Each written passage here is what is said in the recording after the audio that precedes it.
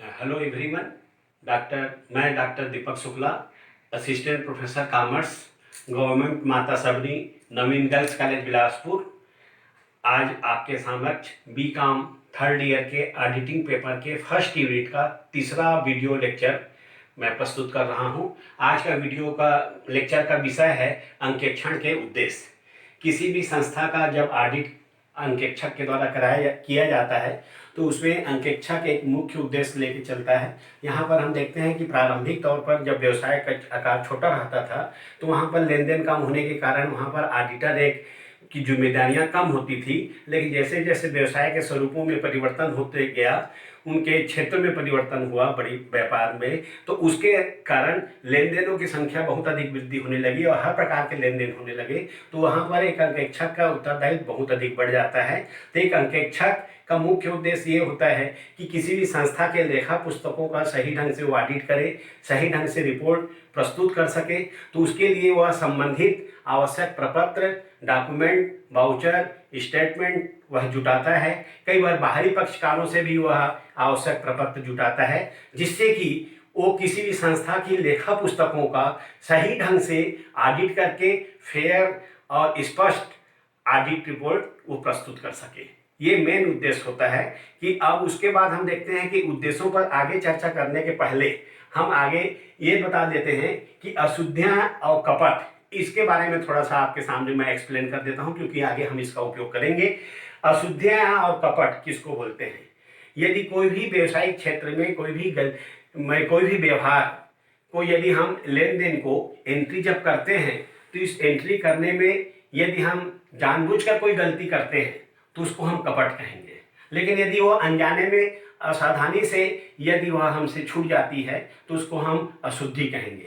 जैसे 500 रुपये का हम बिक्री किए हैं, अब 500 रुपये की बिक्री किए और उसकी एंट्री हम करना भूल गए, लापरवाही से भूल गए, तो वह हम देखेंगे कि वह हमारे लिए अशुद्धियां हुआ, क्योंकि हम उसकी एंट्री नहीं किए, छूट गई हम अनजाने में। लेकिन यदि वही 500 रुपये हम बिक्री किए हैं और उस बिक्री के अमाउंट को हम अपने पास रख लिए और उसका निजी उपयोग कर लिए तो वह कपट हो जाएगा। तो अशुद्धियां जो हैं अनजाने में हो जाती है, जानबूझकर नहीं होती है तो वह अशुद्धियां हो गई। अब यदि कोई गलती जानबूझकर किया गया है अपने लाभ के लिए तो वह कपट हो गया। तो हम इसको अलग अलग स्पष्ट करते हैं। पहला है अशुद्धियां। अशुद्धियों को हम 4 भागों में बांट सकते हैं। पहला, भूल जाने वाली अशुद्धियां। यदि कोई व्यवहार हो रहा है, उस व्यवहार की हम एंट्री करना भूल जाते हैं, पूर्ण रूप से भूल जाते हैं, तो उसको हम पहले कैटेगरी में रखेंगे। कि यदि हम 10,000 की बिक्री किए हैं, हम उस बिक्री की एंट्री करना भूल गए, तो उसको हम कहेंगे पूर्ण रूप से भूल जाना। और यदि कोई मजदूरी का भुगतान किए हैं, मजदूरी के भुगतान में हम कैश की एंट्री हो गई है, मजदूरी की एंट्री नहीं हुई है, तो उसको हम कहेंगे आंशिक रूप से भूल जाना। दूसरा हम देखते हैं लेखे संबंधी अशुद्धियां। तो लेखे संबंधी अशुद्धियों के अंतर्गत हम देखते हैं कि यदि कोई व्यवहार की एंट्री सहायक पुस्तकों में एंट्री करना भूल गए हैं तो उसको हम कहेंगे कि वह उसमें छूट गई है। दूसरा हम देखेंगे कि यदि लेखा पुस्तकों में, सहायक लेखा पुस्तकों में यदि हम गलत अमाउंट से एंट्री कर दिए हैं तो वह भी एक प्रकार की अशुद्धियां हैं। गलत पक्ष में एंट्री कर दी गई है, वह भी एक प्रकार की अशुद्धियां हैं। हम वह देखते हैं कि सहायक पुस्तकों के योग करने में यदि कोई गलती हो गई है तो वह भी एक प्रकार की त्रुटियां हैं। उसी तरह से हम देखते हैं कि लेजर अकाउंट में हम किसी भी व्यवहार की गलत पक्ष में एंट्री कर दिए, डेबिट में एंट्री करना था हम क्रेडिट में कर दिए। उसी तरह से हम देखते हैं कि लेजर अकाउंट के गलत राशि का एंट्री करना, यदि हम 5,000 की बिक्री किए हैं और 500 रुपये की एंट्री वहां पर हो गई है तो उसको हम इस कैटेगरी में शामिल करेंगे। उसके बाद हम देखते हैं कि लेजर अकाउंट के योग करने में यदि कोई गलती हो गई है, तो लेजर में यदि टोटल करने में यदि कोई गलती हुई है तो उसको इसके अंतर्गत शामिल करेंगे। उसके बाद हम देखते हैं तीसरा है सैद्धांतिक। तो सैद्धांतिक त्रुटियां का मतलब होता है यह नियम संबंधी कोई गलती या भूल हो जाना। जैसे हम देखते हैं कि यदि हम बिल्डिंग निर्माण में मजदूरी का भुगतान कर रहे हैं तो बिल्डिंग निर्माण में मजदूरी का जो एंट्री होती है वह बिल्डिंग अकाउंट में एंट्री होती है, और हम बिल्डिंग अकाउंट में एंट्री ना करके उसको मजदूरी में एंट्री कर दिए तो कैपिटल अकाउंट की जगह में रेवेन्यू अकाउंट में एंट्री हो गई। तो इस प्रकार की जो गलती है वह सैद्धांतिक गलती है। उसी तरह से हम देखते हैं चौथा, वह है क्षतिपूरक अशुद्धि। क्षतिपूरक अशुद्धि का मतलब ये होता है कि यदि दो दो प्रकार की गलतियां हो जाती है। एक गलती की जो क्षति है वह दूसरे गलती की जो है वह उसको क्षतिपूर्ति कर देता है, कंपनसेट कर देता है। जैसे यदि हम डेबिट में किसी अमाउंट की एंट्री 500 रुपये ज्यादा एंट्री कर दिए हैं और किसी एक लेखे का 500 रुपये से हम क्रेडिट में एंट्री ज्यादा कर दिए, तो इस तरह से ये दो प्रकार का विपरीत जो गलतियां हुई है जो एक दूसरे के प्रभाव को खत्म कर देता है, तो इस प्रकार की जो अशुद्धियां हैं उसको हम क्षतिपूरक अशुद्धियां मानेंगे। आगे हम देखते हैं कि कपट या गबन। कपट या गबन फ्रॉड जो है, फ्रॉड क्या है? फ्रॉड क्या होता है कि यदि कोई गलती या त्रुटि हम जानबूझकर किए हैं, तो यदि जानबूझकर किए हैं, कोई निजी लाभ के लिए किए हैं, तो उसको हम कहेंगे वह फ्रॉड है, क्योंकि वह गलती जानबूझकर किया गया है। तो उसमें हम तीन प्रकार उसको बांट देंगे। पहला है रोकड़ संबंधी गबन। तो रोकड़ संबंधी फ्रॉड क्या होगा कि यदि कोई भी रोकड़ लेन देन में, व्यवहारों में यदि हम कोई अमाउंट को ज्यादा दिखा दिए, जानबूझकर हम पेमेंट किए हैं 5,000, पेमेंट बता दिए 10,000, तो वह 5,000 रुपये एक्स्ट्रा अमाउंट हम वहां पर एंट्री कर दी, जानबूझकर किए हैं। यदि हमें किसी से मिला है 10,000, हम उसकी एंट्री कर दिए 1,000।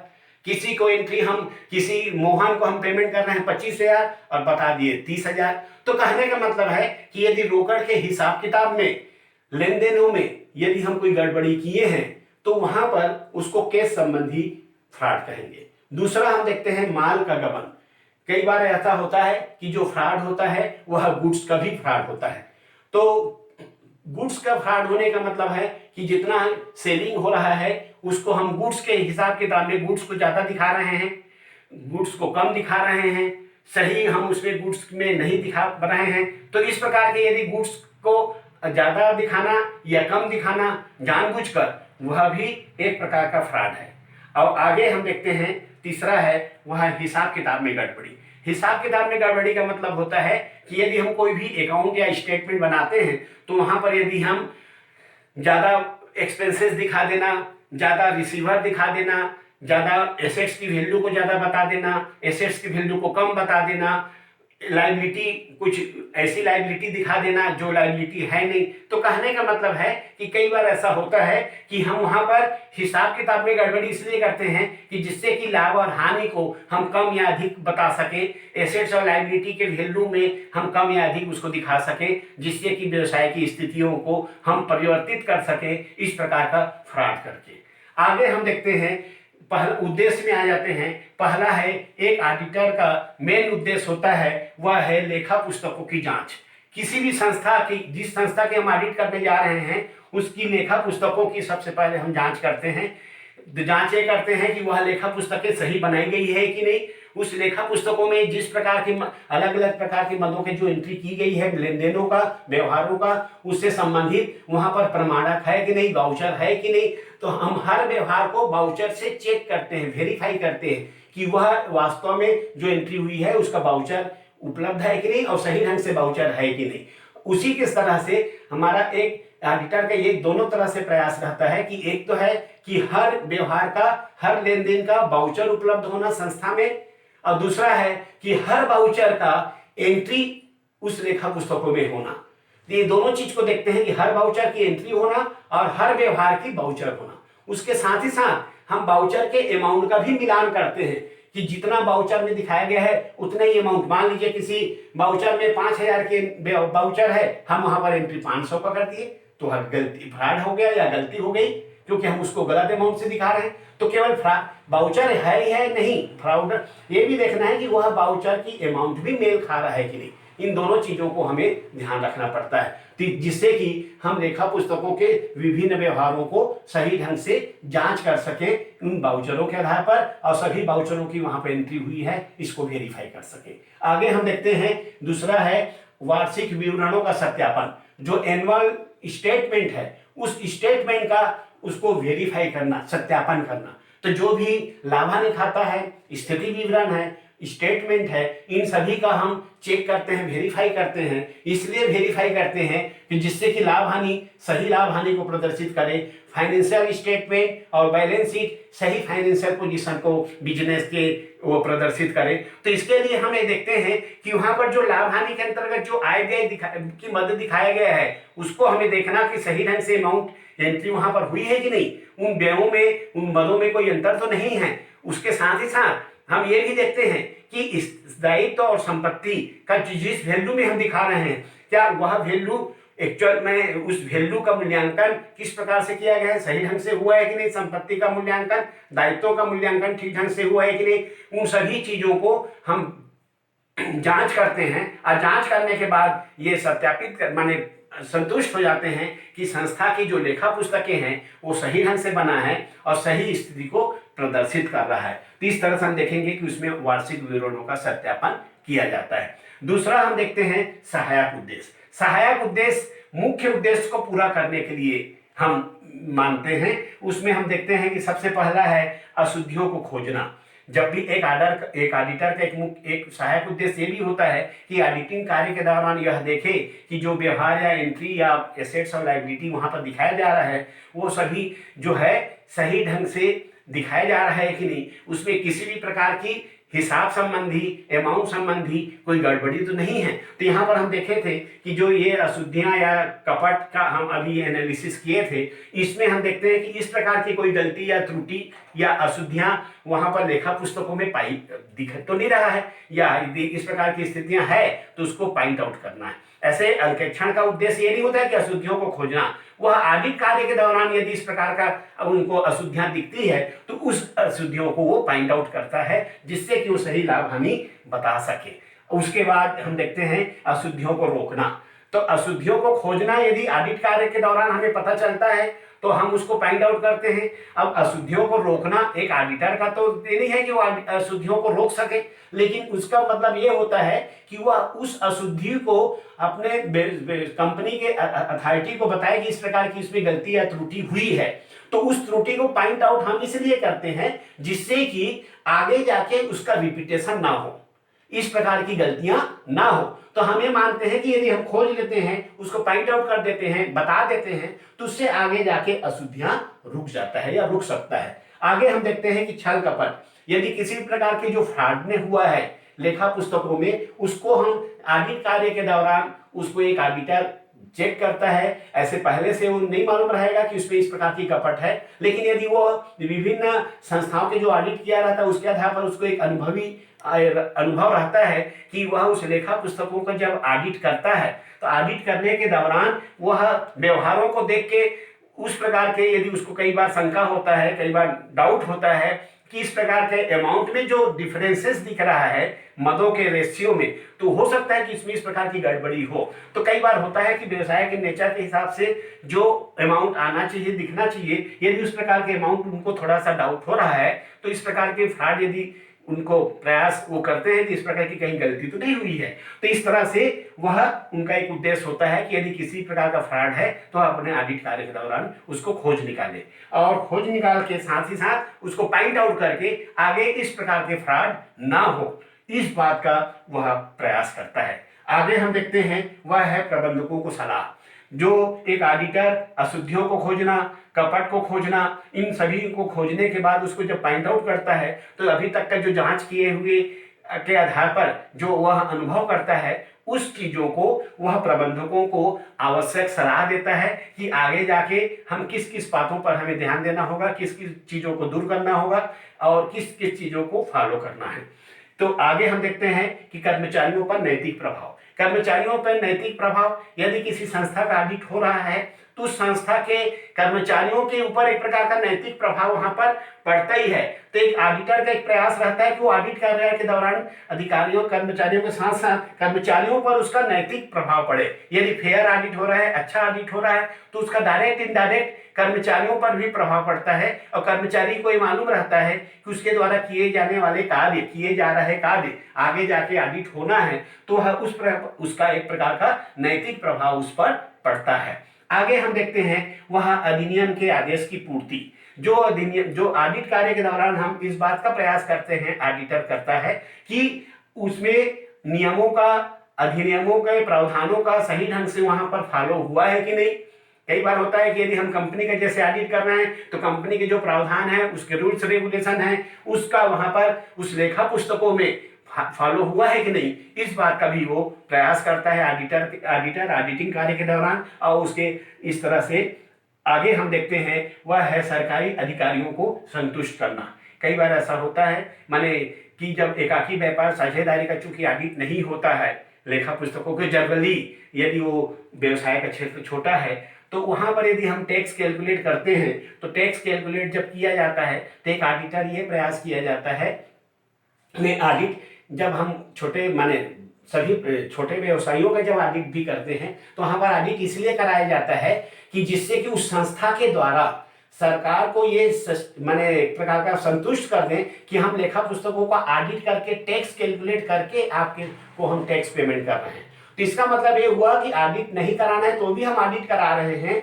जिससे कि हम सही टैक्स का कैलकुलेशन सही टैक्स का पेमेंट कर सके। उसी तरह से कंपनी में भी जो टैक्स पेमेंट होता है उस टैक्स पेमेंट का ऑडिटर के द्वारा जब वेरीफाई चेक होता है तो वह भी एक प्रकार का ऑडिटर सरकारी अथॉरिटी को, गवर्नमेंट अथॉरिटी को इस प्रकार का संतुष्ट वो अपने चेक माने ऑडिट कार्य से करता है। आगे हम देखते हैं सामाजिक उद्देश्य। सामाजिक उद्देश्य के अंतर्गत हम देखते हैं कि अंशधारियों की सुरक्षा। अंशधारियों की सुरक्षा का मतलब होता है एक ऑडिटर का सोशल रिस्पांसिबिलिटी ये होता है कि वह जिस संस्था का ऑडिट कर रहा है उसके अंतर्गत ये देखे कि ऑडिटर माने वो संस्था जो है उसके जो शेयर होल्डर्स हैं उसके हितों की रक्षा हो रही है कि नहीं। क्योंकि हितों की रक्षा का मतलब होता है क्योंकि शेयर होल्डर्स का वहां पर पैसा लगा हुआ है। अब जब शेयर होल्डर्स का पैसा लगा है तो उस पैसे का सही ढंग से उपयोग हो रहा है कि नहीं, सदुपयोग हो रहा है कि नहीं, उसका मिसयूज तो नहीं हो रहा है। इस बात को वो अपने ऑडिट कार्य के दौरान चेक करता है जिससे कि उसको माने ये इस उद्देश्य से चेक करता है कि किसी भी प्रकार का शेयर होल्डर्स के हितों का अवहेलना ना हो। आगे हम देखते हैं कि कर की चोरी से सुरक्षा। ऑडिटर का एक उद्देश्य सामाजिक रूप से ये भी होता है कि हर का एक सामाजिक दायित्व है कि हमारे ऊपर लगने वाले जो टैक्स है उसको हम सही टैक्स का पेमेंट करें। तो कई बार होता है कि कोई संस्था के द्वारा टैक्स चोरी करने के उद्देश्य से हम लाभ को हम कम दिखाते हैं, एसेट्स को कम वैल्यू पर दिखाएंगे तो लाभ को कम दिखाकर कम टैक्स कैलकुलेट करना, इस बात को ऑडिटर चेक करता है कि इस प्रकार की कोई प्रयास तो नहीं हो रहा है संस्था में कि हम टैक्स को कम देने के लिए लाभ को कम दिखाएं।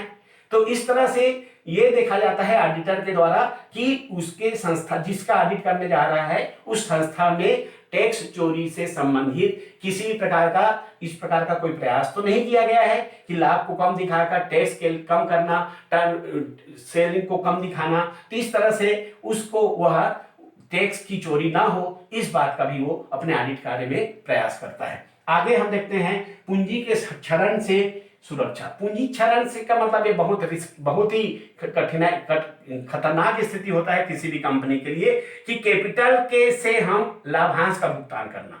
यदि हम कैपिटल से टैक्स का लाभांश का भुगतान कर रहे हैं, इस प्रकार का प्रयास किया जा रहा है कंपनी से, तो कंपनी तो आगे जाके धीरे धीरे खत्म हो जाएगी यदि हम पूंजी से लाभांश का वितरण करेंगे, जिससे कि पूंजी के क्षरण।